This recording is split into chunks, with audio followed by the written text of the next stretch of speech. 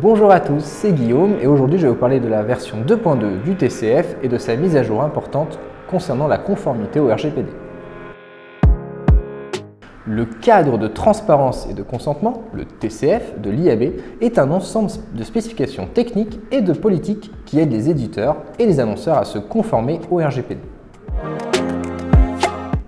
L'intérêt légitime n'est plus une base juridique pour la publicité et la personnalisation du contenu. Cela signifie que les éditeurs et les annonceurs doivent obtenir le consentement explicite des utilisateurs avant de collecter ou d'utiliser leurs données à ces fins. Les éditeurs et les annonceurs doivent fournir aux utilisateurs des informations claires et concises sur la manière dont leurs données sont collectées, utilisées et partagées.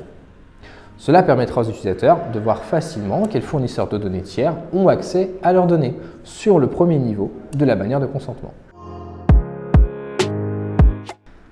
Les principaux fournisseurs de CMP ont annoncé qu'ils migreront vers le TCF v2.2.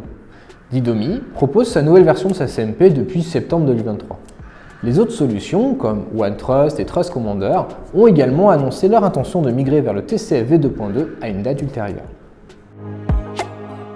Les éditeurs et les annonceurs qui utilisent le TCF doivent prendre des mesures pour se préparer à la mise à jour vers la version 2.2. Ces mesures comprennent la compatibilité de la CMP utilisée avec la nouvelle version, la réduction de la liste des fournisseurs utilisés, le nombre de partenaires pour les campagnes marketing sur la première bannière de consentement, l'ajout des boutons tout accepter et tout refuser dans la section de préférences. Et sur le menu vendeur, il faudra également indiquer sur la bannière de consentement l'URL de la politique de cookies, la période de conservation et les données collectées. En conclusion, le TCF v2.2 est une mise à jour importante du cadre de conformité RGPD de l'IAB. Les éditeurs et les annonceurs doivent prendre des mesures pour se préparer à cette mise à jour afin de garantir qu'ils respectent les exigences de la réglementation. J'espère que cette vidéo vous a plu. On se retrouve très prochainement pour une nouvelle vidéo. À bientôt!